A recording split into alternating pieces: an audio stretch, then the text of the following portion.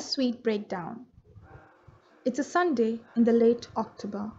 Really, a late evening, but not so late to discount the embarrassing situation I'm going to describe to you right now.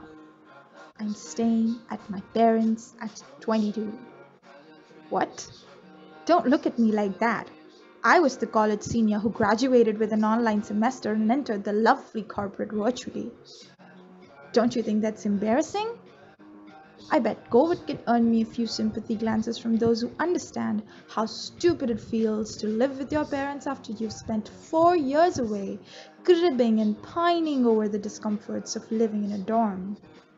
But the truth is, I just opened up with this dialogue so that it's a relatable story and you might care to listen. It's actually embarrassing. Oh, you thought I'm a poet so I don't know how to sell myself. Well, didn't I tell you? I paved my way into the virtual corporate in COVID. Must say something about my smooth talking. Something I'm going to use to get inside people's heads and hearts, but mostly sheets and DMs, because you see, I'm an ugly fat crazy kid who's got dreams and potential, but also a bug in her head that some people like to call laziness. Procrastination? Much like it. Or wait for it. Fear of success. Well, if that's not really a thing for people afraid to admit their total lack of ability to make real success count.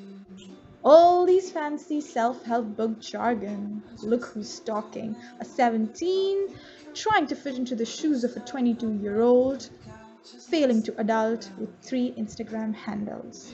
One for friends and family, one for her hobby, and the other one just to randomly stalk people and eventually get blocked. But wait, that's not me. My third account is called Personal Challenges with a dot in between because you see, only one person before me cared to improve themselves and showcase the journey on a social media platform designed to cripple our self-esteem and security by feeding us on the dopamine spikes of social validity. I don't hate Instagram. It's just that I love the pictures that make me hate me.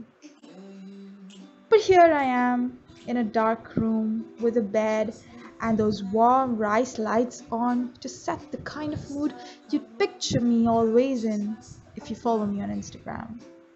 You see, here's the duplicity of truths. I am that person. But this is also me, right now, chronicling the cheap thrills of my Sunday evening where I'm surrounded by nothing but wild desires to be possessed. By ghosts, I mean, not people. I think I belong more in their realm, so to speak.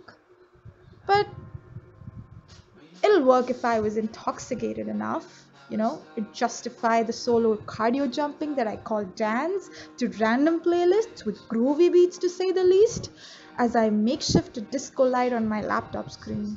Oh, believe me, it's dark here, but also light. Much like how paradise would feel to the dead, which I am, by the way, inside a hollow chest.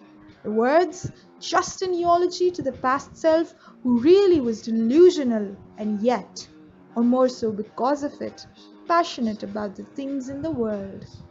You see, I live and speak in the shadow of my past, or as a mood board to my future, neither of which are really true to this moment, as I am here, spread on this floor, like all my memories and insecurities.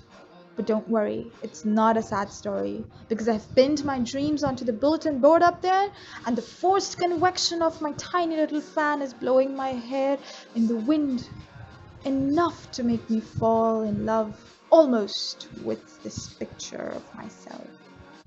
Not half as shattered as I'd want it to be, and not half as gathered and collected as I dreamed to be. My room, well, that's a perfect mess. Just how my guitar is a tad perfectly out of tune, and I don't know how to hold it, much like how I don't know how to hold on to nice people, but I will try. I will strum the 6 chords for hours today to understand what Bryan Adams meant when he said they played till their fingers bled. Well, not exactly I'll do that, that is, bleed myself on the guitar. I've done that when I was 14. So yeah, I'm cool, but y'all get the point, right? So let me get back to my embarrassing singing, dancing, vibing, chilling, whatever you call it, before it's 9 p.m. and I have to show up at the dining table for dinner. It's a resurrected ritual, really. But I respect that because, between the two of us, I don't think my dysfunctional family could ever pull it together to have a meal so peacefully and quietly. So if you sympathize, please ship a bottle of red wine and I'd write you another sweet emotional breakdown in its mellow hive. Would you care to join me in this mad ride? I'm far, far from calling it a night.